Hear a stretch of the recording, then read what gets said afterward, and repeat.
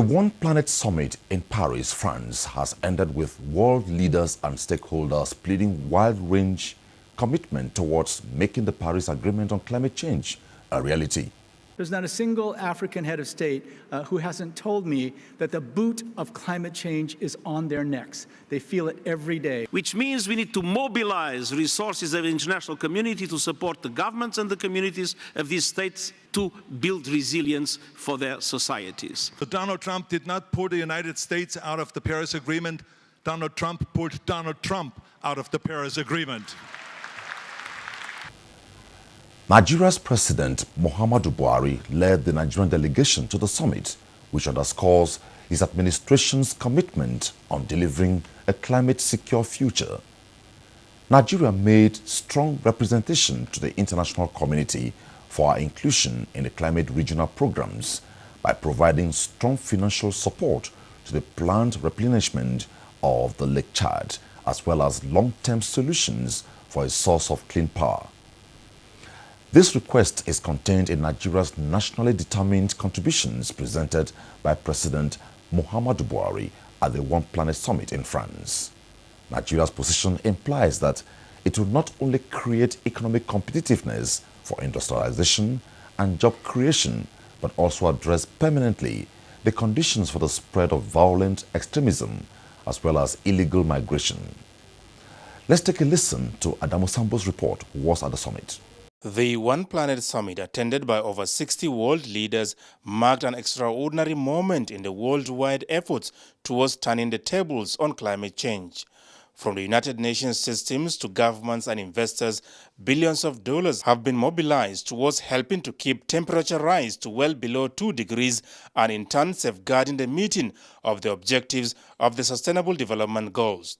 Most importantly, the summit shined a light on the mechanics of transforming the Paris Agreement from talk to real action, especially in prioritizing adaptation efforts in countries where vulnerabilities are highest and the need for safety and resilience is greatest.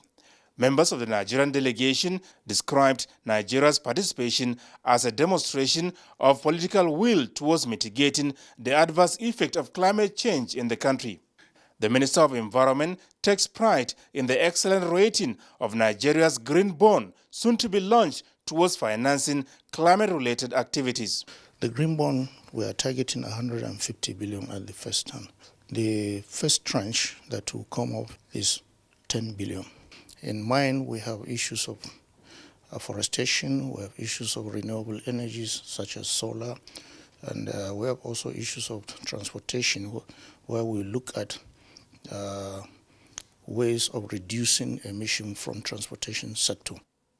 From Paris, France, Adamu Sambo. My guest on Diplomatic Ties today is a career diplomat and was Permanent Secretary in the Ministry of Foreign Affairs in Nigeria. He's a recipient of the Presidential Distinguished Public Service Award. His Excellency, Ambassador Bulus Lolo. It's my pleasure to welcome you to Diplomatic Ties. Thank you very much, Otieno. Our focus once again on the program today will be a look at the just concluded One Planet Summit that held in Paris, France. Stay with us.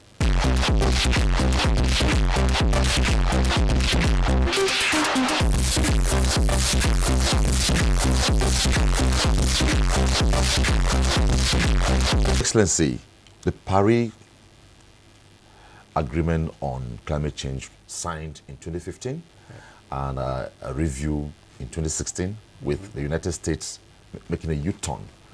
Now, look how it played out in the just concluded Planet Summit. What implication for Africa? It's a great one. That climate change is very much a topical issue. And of the topical issues today, all of them are of importance to Africa. Very quickly, of course, terrorism is very much an issue. Migration is an issue. To complete the tripod, now it is climate change. And from whatever angle you look at it, Africa is socked in the middle of these global forces that are at play.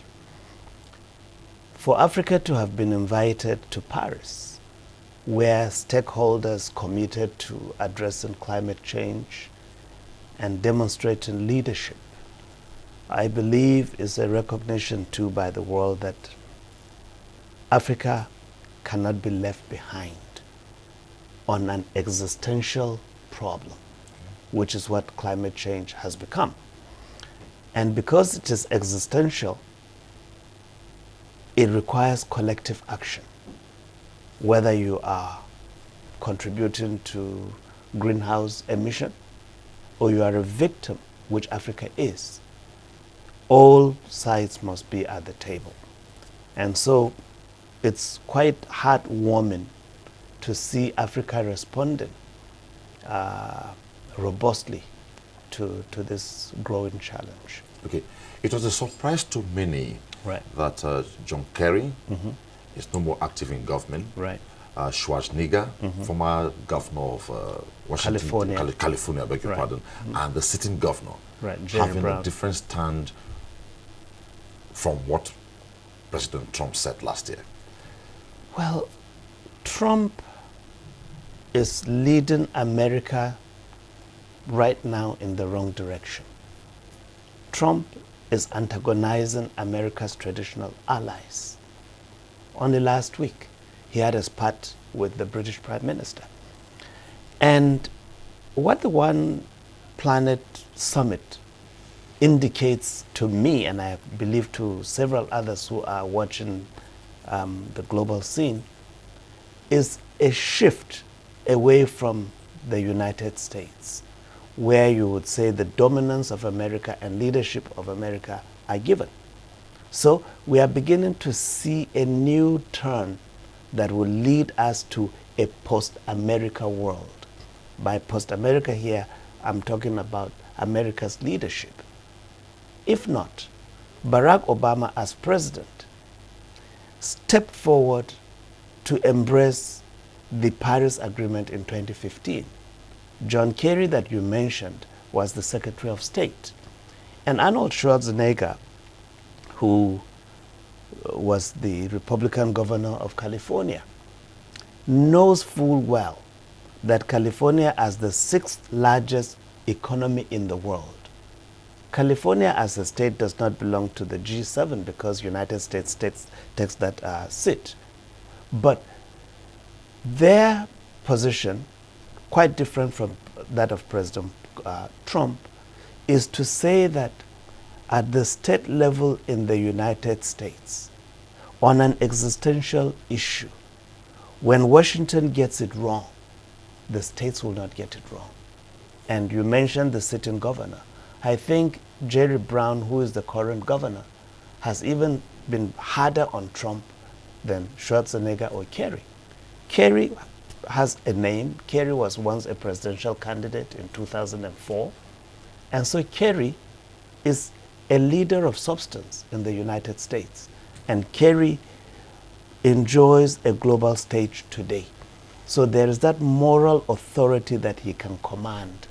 And if the incumbent president elects not to comment because of politics, and it is politics really that is at the heart of what Trump is doing. He has this tiny but significant base that helped him to clinch against all odds the election that was for the Democrats to win, but they lost all the same. So Trump is really acting to consolidate his base. But in consolidating his base, he is increasingly isolating the United States. And believe me, when I watched the images at Paris 2 days ago, I felt sad within me that the leader of the United States was not one of the dignitaries in Paris. Okay. So now, given the fact that since 2015, when the Right. Paris Agreement on Climate Change was signed, yearly a review is made in Right. France, in Paris, France. Not yet, not necessarily, but go ahead. Okay, but what implication for the U.S. in terms of its strengths in the world, given the fact that France is here, China is here? There is a vacuum, okay, that is being created by the United States.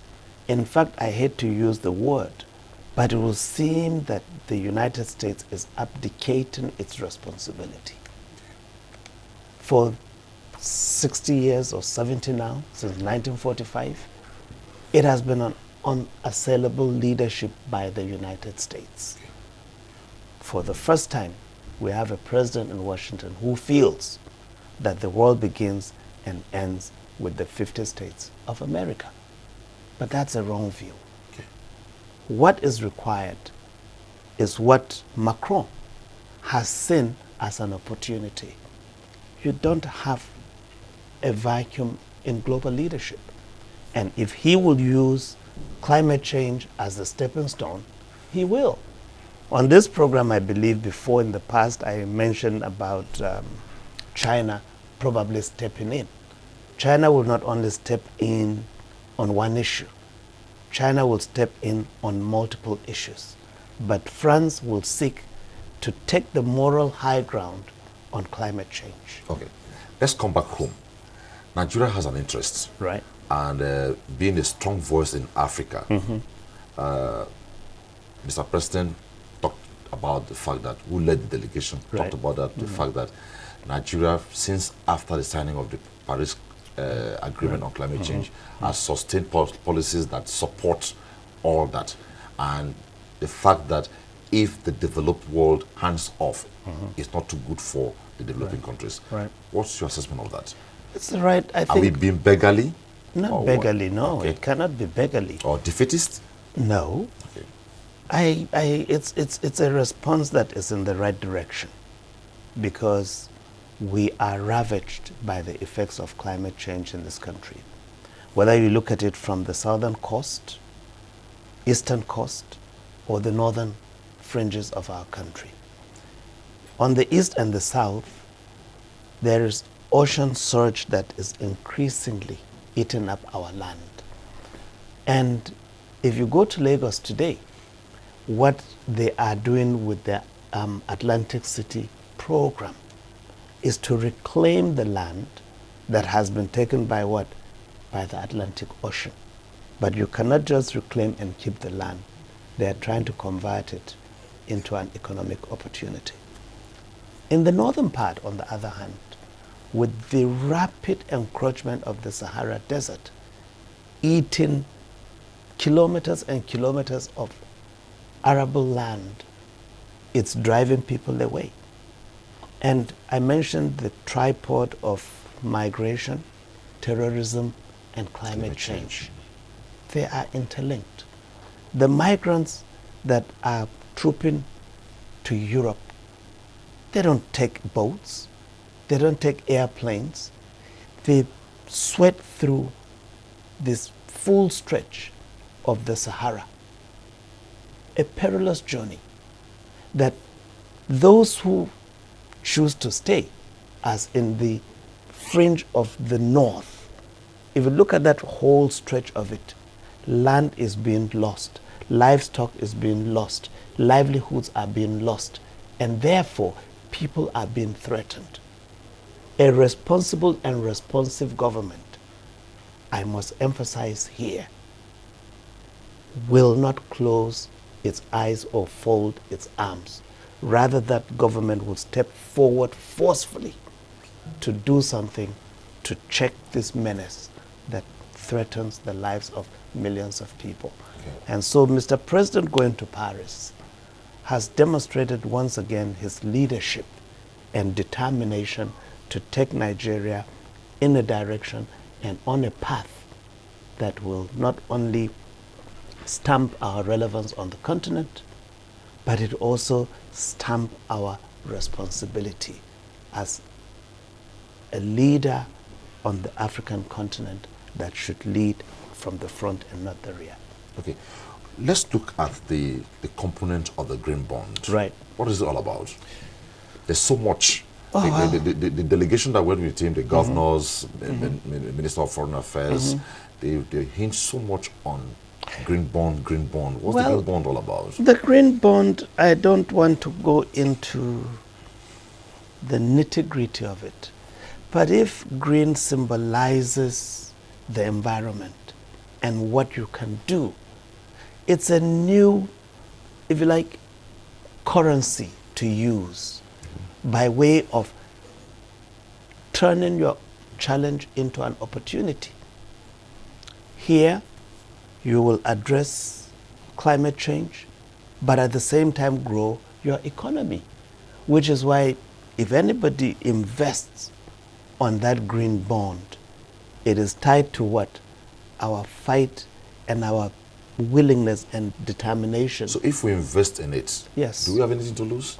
What will you lose? What will you lose? Because I thought if you invest in it, there are a few things you give up for investing in it. But give up. I don't know if you listened to what the president of the World Bank said, that from 2019, the World Bank will not finance new projects on fossil fuel. So what are they going to finance? They will finance renewable energy. They will finance all those actions that mitigate and help you to adapt to climate change. Like I said, it's a new currency that is coming up. Yes, you will have to give up your emission of gases. That's what I was asking. So there are few things you need to give up to invest in that. Indeed, you will give up, but you gain. You are not and you giving stand to lose nothing. absolutely nothing in the end.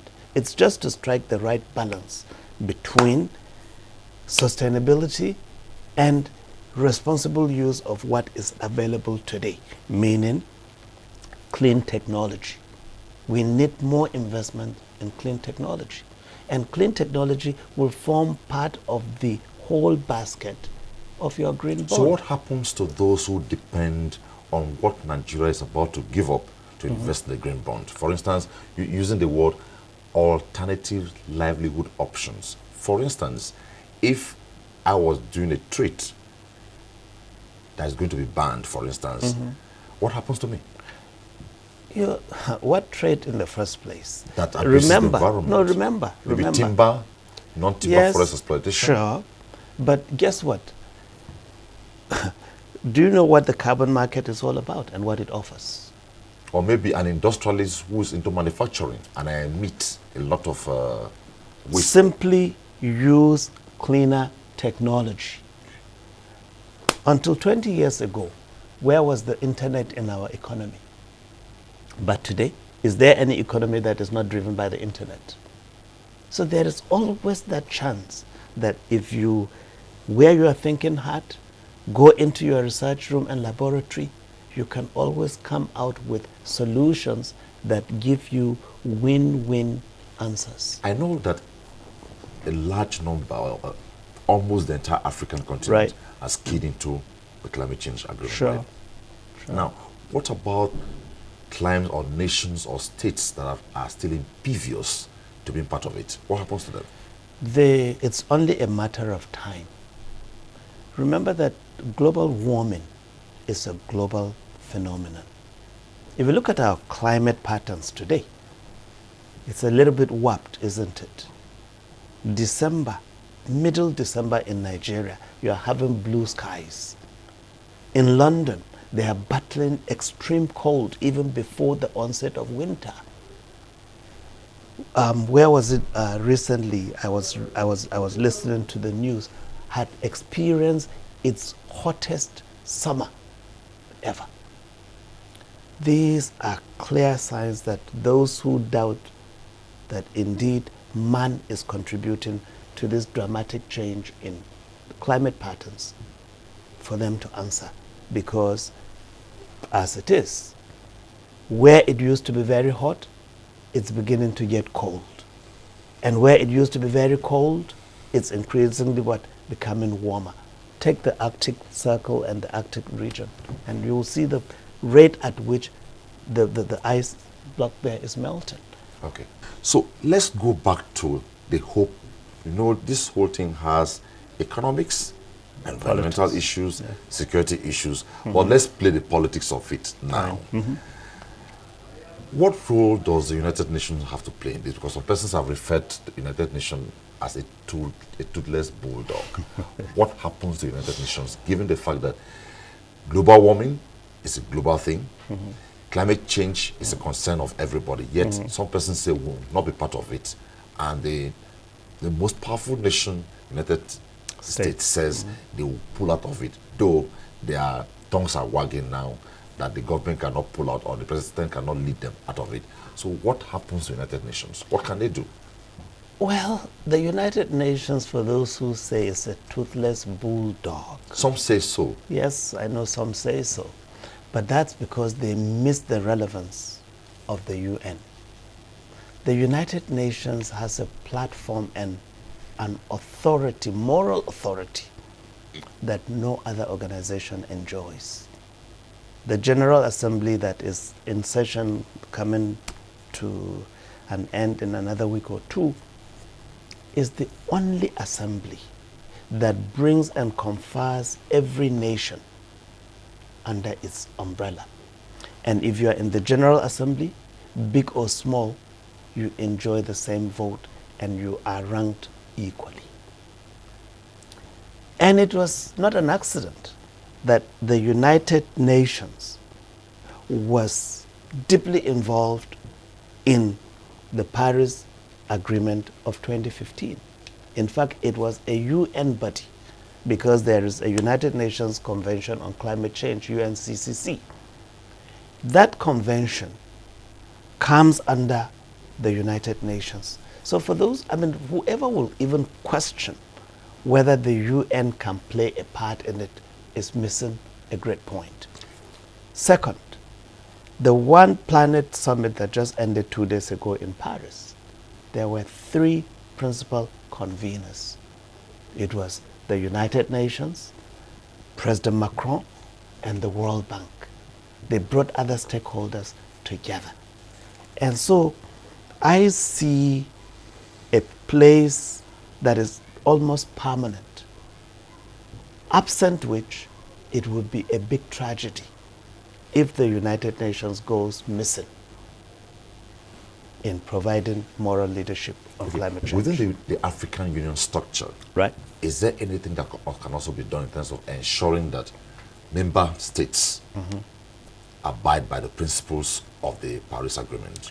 There is, I believe, under the African Union, a committee of heads of state on climate change. And the role of that committee is to galvanize support on climate change, help also to unify Africa on climate change, and at the same time to serve as the voice of the continent on climate change. So that committee of heads of state groups together other heads of state, and it is led at that level, which is why it is called Committee of Heads of State on Climate Change. The late Prime Minister of Ethiopia, Meles Zenawi, was the head of that committee. So, but will you say so far you're impressed with their outings? Impressed, in terms of yes. monitoring, coordination? To a large extent, yes. But it's not possible for Africa really, in the real sense, to have one voice on climate change because they are affected differently. You were making a point before about the politics of climate change. Which we are talking about here. Yes, it is indeed. It is part of that politics. What is your interest? You don't expect an economy like Nigeria that is dependent heavily on fossil fuel for its external, for foreign exchange earnings, to walk away and give up completely.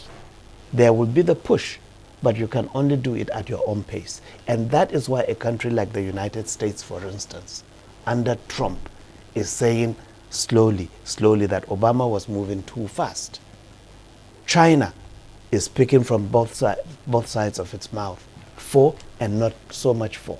India and Brazil, those are the heavy lifters in greenhouse emission, but they are not moving with speed when it comes to the issues now of adaptation, mitigation, and we've added a third pillar in Paris, mobilization.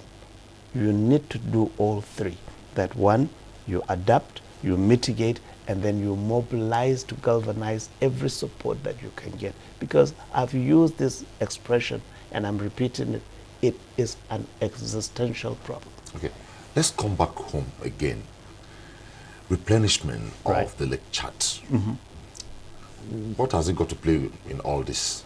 Because it looks an abstract term, or it looks strange to some persons when each time Nigerian delegation goes to Paris or goes to discuss issues concerning climate change, they hear government officials talking about Lake Chad, Lake Chad. Can you educate? Lake Chad only has 20% of the volume of water that it once had. And this has come about only in the last 50 years or less. All right? And it is still drying, not that there is an end to the drying and the shrinkage of the lake. If care is not taken, someday we may wake up and find a valley where Lake Chad used to be. And that's why replenishing it is an investment in our future. That every delegation goes out to talk about. But if they replenish without a sustainable plan, will it work? What do you mean by without a Sustainability. sustainable plan? It has to be sustainable. Okay. Because you are channeling the water from a river that is still well replenished, and therefore that river will continue to provide a source of water. But don't lose sight of the reality on ground today, that along the entire length of the Lake Chad basin, people have lost their livelihood. People have been displaced. There is no economic activity taking place. And even if we were to win our war against Boko Haram today, what alternative which you used will you give to the people? There's alternative livelihood option. Okay. Exactly. What will it be? But by the time you replenish, the volume rises, fauna will grow, fish will grow, and cities may even spring up again. Okay. It was nice talking with you on Diplomatic Ties today. Thank you so very much. And A as pleasure always. When Thank the issues you. arise, we'll surely always Thank come you. back to you. Thank you so much. That's it on Diplomatic Ties. We took a look at the One Planet Summit just concluded in Paris, France. We discussed the politics of it, the diplomacy of it, and the environmental issues. Well, always be there, and we believe and hope that if truly the ideals towards fighting global warming are attained eventually, it will be on record that Nigeria supported and was fully part of it in Africa, in the world, name it. Thanks for being there always. Bye-bye.